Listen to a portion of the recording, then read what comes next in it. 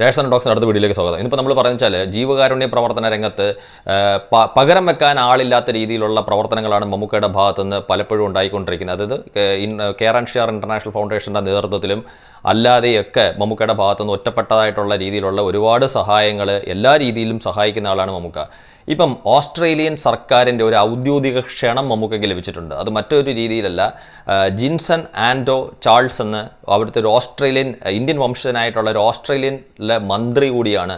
അദ്ദേഹമാണ് മമ്മൂക്കയെ ക്ഷണിച്ചിരിക്കുന്നത്. അതായത് മമ്മൂക്കയും ലാലേട്ടനും ഒക്കെ അഭിനയിക്കുന്ന മഹേഷ് നാരായണൻ്റെ ഒരു സിനിമയുടെ കൊച്ചിയിലെ ഷൂട്ടിംഗ് ലൊക്കേഷനിൽ എത്തിയിട്ടാണ് അദ്ദേഹം സർക്കാരിൻ്റെ ഔദ്യോഗിക കത്ത് മമ്മൂക്കയെ ഓസ്ട്രേലിയയിലേക്ക് ക്ഷണിച്ചുകൊണ്ടുള്ള കത്ത് കൊടുത്തത്. അപ്പം നമ്മൾ ഈ ജിൻസൺ ആൻഡോ ചാൾസിനെ കുറിച്ച് നമ്മൾ പറയുമ്പോഴത്തേക്ക് അദ്ദേഹം ശരിക്കും ഇന്ത്യയിൽ ഉണ്ടായിരുന്ന സമയത്ത്, അതായത് മമ്മൂക്ക മുമ്പ് കെയർ ആൻഡ് ഷെയറിൻ്റെ നേതൃത്വത്തിൽ അല്ലെങ്കിൽ മമ്മൂട്ടി ഫാൻസിൻ്റെ നേതൃത്വത്തിൽ, അങ്ങനെ നമുക്ക് പറയുന്നതായിരിക്കും കുറച്ചുകൂടെ ശരി, മമ്മൂട്ടി ഫാൻസും ആയിട്ട് ചേർന്ന് അങ്കമാലിയിലെ ലിറ്റിൽ ഫ്ലവർ ഹോസ്പിറ്റലുമായിട്ട് ചേർന്ന് സൗജന്യമായിട്ടുള്ള നേത്ര ചികിത്സ, അതായത് കാഴ്ച എന്ന പേരിൽ ഒരു പദ്ധതി നടപ്പാക്കുന്ന സമയത്ത് അവിടുത്തെ ആ കോളേജിലെ തന്നെ ഹോസ്പിറ്റലിലെ തന്നെ വിദ്യാർത്ഥികളായിട്ടുള്ള വോളണ്ടിയേഴ്സിനെ അന്ന് നയിച്ചത് അവിടുന്ന് ഈ ജിൻസൺ തന്നെയാണ് നയിച്ചതെന്ന് പറയുന്നത്.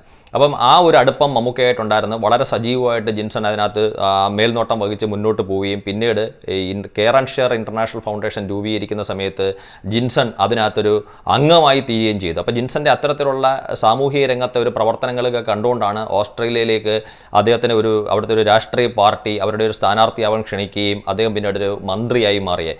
ഇപ്പം അദ്ദേഹം ഓസ്ട്രേലിയയിൽ ഏതാണ്ട് സിനിമ ഉൾപ്പെടെയുള്ള ഏതാണ്ട് 6ഓളം വകുപ്പുകളുടെ മന്ത്രിയാണ് അദ്ദേഹം.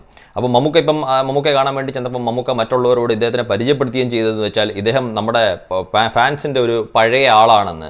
അതായത് ശരിക്കും ആ ആളിന് അദ്ദേഹം ഇപ്പോൾ മന്ത്രിയായപ്പം പോലും അദ്ദേഹത്തിന് മമ്മൂക്കയോടുള്ള ഒരു സ്നേഹം എത്രമാത്രം ഉണ്ടെന്നുള്ളതിൻ്റെ അർത്ഥമാണ്. ഈ അടുത്ത കാലത്ത് നമുക്കറിയാം ശ്രീലങ്കയിലെ സർക്കാരും മമ്മൂക്കയെ ഔദ്യോഗികമായിട്ട് ക്ഷണിക്കുകയുണ്ടായി.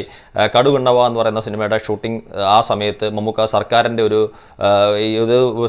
ഒരു അതിഥിയായിട്ട് മമ്മൂക്ക അവിടെ പങ്കെടുത്ത വാർത്തകളൊക്കെ നമ്മൾ കണ്ടിട്ടുണ്ട്. അപ്പം മമ്മൂക്കയെ പോലുള്ള കുറേ കാലത്തിന് മുമ്പ് എനിക്ക് തോന്നുന്നു ഓസ്ട്രേലിയയിലോ മറ്റോ ആണ് അദ്ദേഹത്തിനോടുള്ള ആദര സൂചകമായിട്ടൊരു സ്റ്റാമ്പ് വരെ ഇറക്കിയിട്ടുള്ള വാർത്തകൾ നമ്മൾ റിപ്പോർട്ട് ചെയ്തിട്ടുണ്ട്. മാത്രമല്ല ഇപ്പം ഈ ജിൻസൺ ആൻഡോ ചാൾസിനെ കുറിച്ച് പറയാനാണെങ്കിൽ അദ്ദേഹം ഈ മമ്മൂട്ടി ഫാൻസും രാജഗിരി ഹോസ്പിറ്റലുമായിട്ട് ചേർന്ന് നടപ്പാക്കുന്നത്, അതായത് പ്രവാസികളായിട്ടുള്ള മലയാളികളും അവരുടെ മാതാപിതാക്കളെയൊക്കെ കൂടെ കൂട്ടി യോജിപ്പിക്കുന്ന ഫാമിലി കണക്ട് എന്ന് പറയുന്ന പദ്ധതിയായിട്ടും ഈ ജിൻസൺ വളരെ വളരെ വലിയ രീതിയിലാണ് അദ്ദേഹത്തിന് ആ ഒരു കാര്യത്തിനകത്തും അദ്ദേഹത്തിൻ്റെ പ്രവർത്തനം എന്ന് പറയുന്നത്. അപ്പോൾ അദ്ദേഹത്തിന് നമുക്ക് പ്രത്യേകിച്ച് അഭിനന്ദിക്കേണ്ട കാര്യമുണ്ട്. നമുക്ക് അതിനിടയ്ക്ക് സ്വകാര്യ സംഭാഷണത്തിനടുത്ത് കൊച്ചിയിൽ നിന്ന് ഓസ്ട്രേലിയയിലേക്ക് ഒരു ഫ്ലൈറ്റ് തുടങ്ങുന്നതിനെ കുറിച്ചൊക്കെ ശ്രമിച്ചുകൂടാ എന്നൊക്കെ മമ്മൂക്ക അദ്ദേഹത്തിനോട് ചോദിച്ചായിട്ടുള്ള വാർത്തകൾ വരുന്നുണ്ട്. ഏതായാലും മമ്മൂക്കയ്ക്ക് ഓസ്ട്രേലിയൻ സർക്കാരിൻ്റെ ഒരു ക്ഷണം ലഭിച്ചത് മമ്മൂക്കയുടെ ആരാധകരെ സംബന്ധിച്ചിടത്തോളം അവർക്ക് വളരെ സന്തോഷിക്കാൻ വകയുള്ളതാണ്. Thank you.